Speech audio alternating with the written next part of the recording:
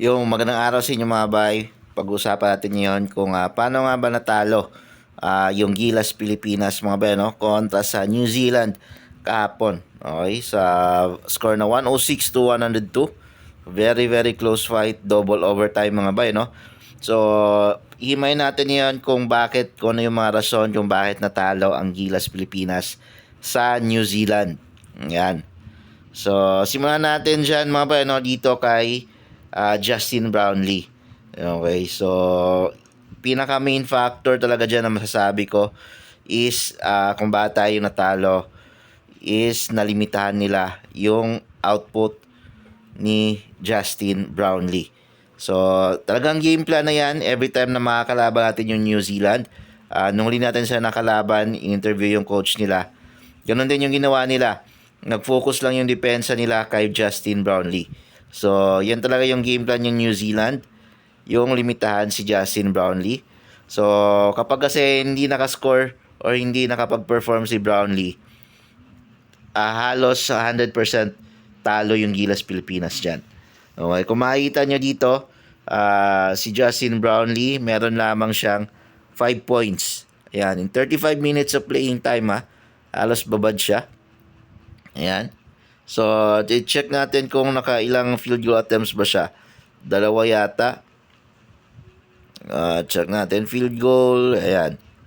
So, makikita natin dito, dalawang field goal lang yata si Justin Brownlee. Nakatatlong field goal attempts siya. Dalawa doon yung pumasok. Ayan. Isa sa 3, isa sa 2. Ayan. So, sobrang baba. Kumbaga, yung depensa talaga nila kay Justin Brownlee, nilimitahan talaga nila si Brownlee mga bayan, no?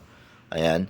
Hindi nila pinascore. Grabe din yung credit din sa depensa ni Davison, ano, kay Justin Brownlee. Talagang pag makikita nilang ipapasa or igagawa niya ng play kay Brownlee, talagang inaasahan na or na-expect na ni Davison. Talagang inuunahan niya na si Brownlee.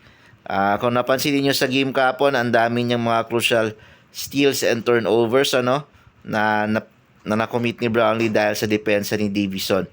Kung makikita nyo, especially yung out of bounds play ni Davison, akala natin sa kanya natapik, pero last touch si Brownlee. And then yung inbound steal niya kaya Juan Gomez Iliano, grabe, credit. Kung merong MVP dun sa game na yon, siguro si Davison na yon. So, malaking factor talaga, no? Kapag hindi nakascore or hindi nag-perform si Justin Brownlee, malaking impact or kawalan talaga siya sa team. Pero kudos pa rin sa locals dahil nag-step up sila. Yun nga lang, isa talaga sa main factor para manalo tayo dyan is talagang pumutok or umiscore itong si Brownlee. Which is hindi niya nagawa doon sa New Zealand game niya. Okay. Next naman na dahilan na masasabi ko is sa free throws. Ayan. Ang dami nating sablay na free throws kahapon mga bay, no? Especially sa mga crucial times or mga plays. Kay AJ Edu, kay Mike Phillips, ang daming sablay. Ayan.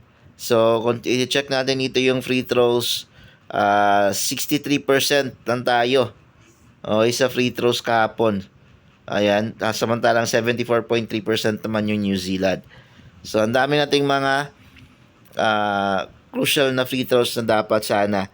Bisipin mo kung napasok natin yung free throws natin, ha. Check natin kung ilan ba yung free throws natin. So, hindi natin siya makita dito. So, kung napasok natin yung mga free throws natin lahat kapon, panalo sana tayo. Okay. Yun nga lang, hindi natin sila naipasok. So, sayang. Okay. May pag-asa sana tayong manalo talaga kung napasok natin yung mga free throws natin. Ang dami nating mintis sa free throws kahapon. And syempre, isa sa last na pinakadahilan talaga is yung turnovers natin. Ayan. And then yung physicality, grabe din yung physicality ng New Zealand kahapon dahil home court nila. And dahil doon sa physicality and defense nila, talagang nakapag-commit tayo ng maraming turnovers. Ayan. Kung mapapansin niyo dito, yung turnovers natin is nasa 20. Yan, samantalang 16 din sa New Zealand. Although hindi din ganun kaganda yung naging performance sa New Zealand kahapon, pero mas malala yung sa atin talaga. Isipin mo 20 turnovers. Ayan, ang daming turnovers natin. Yan, and then ito pa sa steals, makita niyo dito. 12 steals yung nagawa ng New Zealand. Ayan. Very very crucial pa yung mga ibang steals diyan. And yung mga turnovers natin, nagkalat tayo sa usually itong mga turnovers is pagdating sa mga crunch time or mga dying minutes ng game. Diyan tayo padalas na nato-turnover. Ayan, parang nape-pressure yung gilas yung mga players natin ano. Pagdating sa crunch time or sa dying minutes ng laro. So, isipin mo nung lumamay time na lumamang tayo ng 7, tapos ilang segundo lang na nahabol ng New Zealand sa sobrang dami ng turnovers and steals na nakagawa ng New Zealand. Ayan, kontra sa Gilas. So, isa din yan sa malaking factor yung turnovers. Ayan. And good thing na lang is bumawi tayo dito sa assist talaga. Makita ninyo, ang ganda ng ball movement natin, 26 assist. Okay, pero ang isa din sa napansin yung sakit din sa mga dahilan ano kung bakit tayo natalo is pagdating ng mga second overtime, yung dying minutes na nung nakatira ng Tracy Brownlee, doon na parang nagsimula na nawala yung play ano kasi parang gusto na nilang pumunta kay Brownlee. Yun yung napansin ko. After niyang makatira ng 3 sa second overtime, parang gusto nila nilang parang feeling nila nag-init si Brownlee. Okay, kaya sumandal na sila ng sumandal. Nawala na yung play nila. Okay, kaya ayun, nakahabol yung New Zealand and ang daming turnovers. Parang nabasa kasi nila na ng New Zealand na parang pupunta yung play kay Brownlee. Yan, naiistila na palate. Yun nga, si Davison, grabe din yung defense and physicality kay Brownlee. So, yun mga ba yung mga dahilan kung bakit natalo talaga tayo sa New Zealand. So sana maganda naman yung pinakita natin overall kasi kumbaga parang all Filipino yung naging game natin kahapon ano. Parang kasi nga hindi nakapag-perform talaga si Brownlee.